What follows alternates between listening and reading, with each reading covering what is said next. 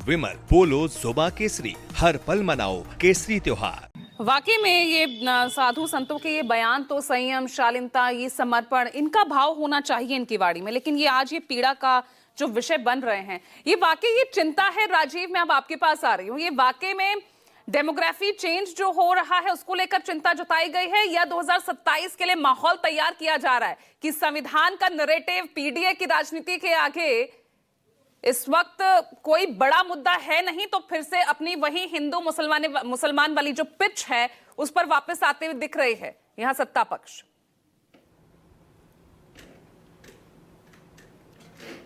देखिए पूजा, मैं कई बार ये बात कह चुका कि इस वक्त देश के कुछ दिनों से हालात ऐसे हैं जिसमें दो शब्द पाकिस्तान और मुसलमान ये पंचिंग बैग बन गए हैं। आप इनको लेकर के जितना इनके बारे में बोलें, आप चाहे संत हो, चाहे नेता हो, चाहे सामाजिक कार्यकर्ता हो, चाहे पत्रकार हो, तो उतनी ज़्यादा आप चर्चा में तुरंत आ जाते हैं। वैसे चर्चा में आने के लिए बड़ी मेहनत है और वैसे कोई काम करके राष्ट्रीय स्तर पर बहस में हिस्सा का विषय बनना बड़ी मेहनत का काम है। लेकिन अगर आप पाकिस्तान और मुसलमान के बारे में विवादास्पद बयान दें तो रातों रात आपकी चर्चा राष्ट्रीय स्तर पर होने लगती है। ये बात नेता तो जानते ही थे, कुछ दिनों से हमारे संत महात्मा भी जान चुके हैं।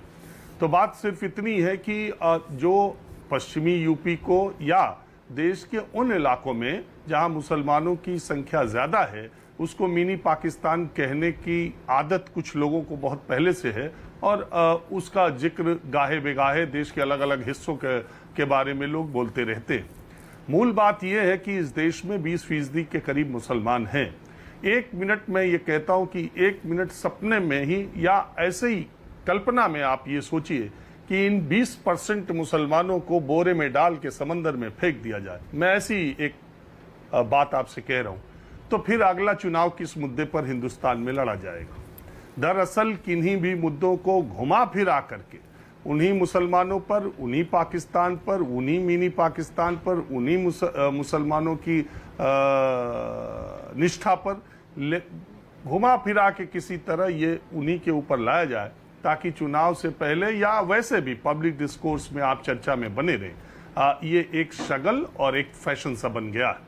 अब जहां तक बात आती है कि मुसलमानों की जनसंख्या में कितनी वृद्धि हो रही है और कितना उनका पूरे देश में उनकी जनसंख्या कितनी बढ़ी है, इस पर आधिकारिक रिकॉर्ड डेटा का इंतजार करना चाहिए। 2011 की जनसंख्या के बाद अब 2025 की जनगणना जो हो रही है वो जनवरी 2026 से होगी।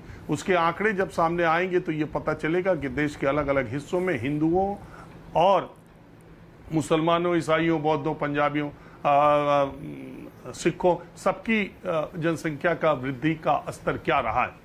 और पूरे वर्ल्ड वाइड एक बात देखने में आती है कि जहां अशिक्षा, गरीबी, भूखमरी ज्यादा है, उस वर्ग का, उस समाज का, उस धर्म की पॉपुलेशन का जो वृद्धि दर है वो ज्यादा देखने को मिलता है। तो अभी ये वही ट्रेंड है जो पहले चला आ रहा है या अभी इसमें कुछ बदलाव हुआ है? इसके लिए आधिकारिक आंकड़े का आने का इंतजार करना चाहिए।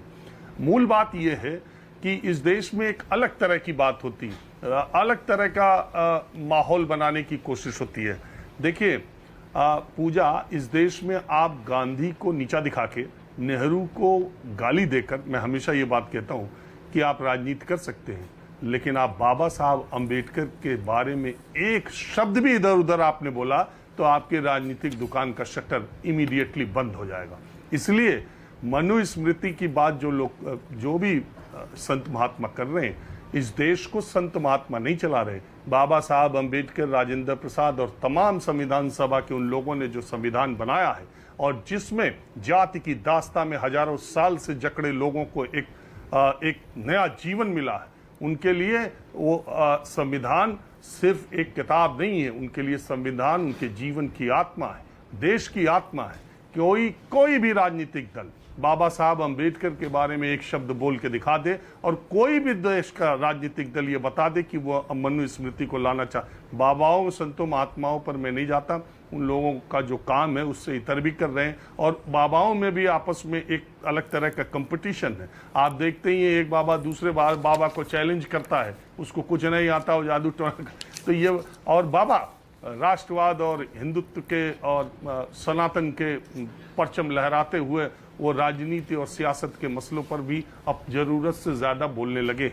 जहाँ कुल मिला के बात ये है, दो बातें कहते हुए मैं अपनी बात खत्म करता हूँ कि एक लंबे समय से भारत की आज़ादी के बाद एक लंबे समय तक इस देश की राजनीति ने और राजनीतिक दलों ने मुसलमानों का तुष्टीकरण किया, मुसलमानों को अपीज किया, मुसलमानों की बेहतरी के लिए कोई काम नहीं किया, चाहे वो कांग्रेस पार्टी हो चाहे कोई भी पार्टी हो। और उनका जो अपलिफ्टमेंट होना चाहिए था वो देश के दलितों के बराबर ही रह गए, बल्कि उनसे भी कई जगह खराब रहे। वो रंगनाथ मिश्र की रिपोर्ट, जस्टिस और तमाम रिपोर्ट उसके आ चुकी है। और उनकी बेहतरी के लिए उन लोगों ने जो मुसलमान के बहुत हमदर्द थे, उन्होंने इतने सालों में क्या किया मुसलमानों को ये अच्छी तरह पता है। और दूसरी बात, अब एक ट्रेंड नया डेवलप हो रहा है कि अब मेजॉरिटी को अपीजमेंट, अब मेजॉरिटी का तुष्टीकरण हो रहा है, बहुसंख्यकों का तुष्टीकरण हो रहा है। उसमें बहुसंख्यकों को इस बात का ध्यान देना चाहिए कि इन भावनात्मक बातों के चक्कर में उनके असल मुद्दे और उनके असल विकास की कहानी कहीं दब तो नहीं रही। उनका जो विकास है अपलिफ्टमेंट का, वो कहीं इन बातों में खास करके युवा पीढ़ी तो नहीं जा रही। देखिए, देश के मुसलमानों के बारे में या सामाजिक समरसता के बारे में जब चर्चा करनी होती है तो इस तरह की बात जो नफरत को जन्म देती हो, जो खाई को बढ़ाती हो, उसका कोई जिक्र करने की बात नहीं है। जहाँ कैराना का जिक्र हमारे मानस भाई ने किया, मैं आपको ये बता दूं कि हुकुम सिंह जिन्होंने कैराना में पलायन का मुद्दा उठाया था, वो एक पूरे इलाके में, चूंकि मैं वहाँ कई बार जा चुका हूँ, पूरे इलाके में हुकुम सिंह की इज्जत जितनी थी एक नेता के तौर पर, शायद ही अपने अपने विधानसभा या लोकसभा क्षेत्र में इस देश में बहुत कम नेताओं की वो इज्जत रही होगी जो हुकुम सिंह की थी। उनको बाबूजी कहते थे, नाम तो कोई लेता ही नहीं था।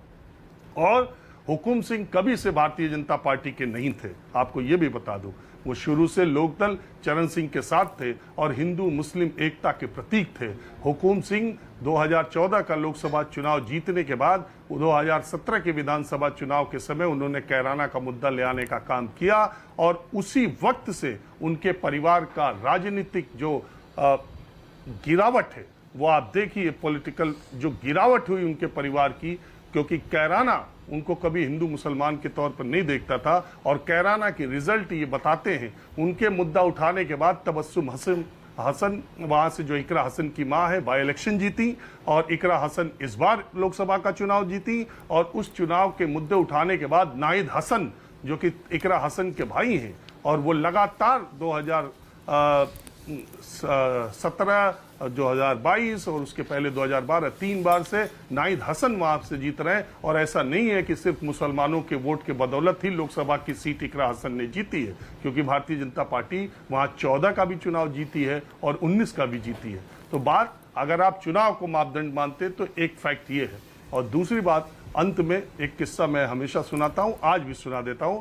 महाभारत के डायलॉग लिखने के लिए जब बी.आर. चोपड़ा ने राही मासूम रजा को कहा था तो उन्होंने पहले मना कर दिया था। बी.आर. चोपड़ा ने प्रेस कॉन्फ्रेंस में राही मासूम रजा का नाम ले लिया। फिर डायलॉग उन्होंने जब लिखना शुरू किया तो एक बहस, आज ही से नहीं, ये बहस बहुत पहले से ये हिंदू मुसलमान की होती रही है।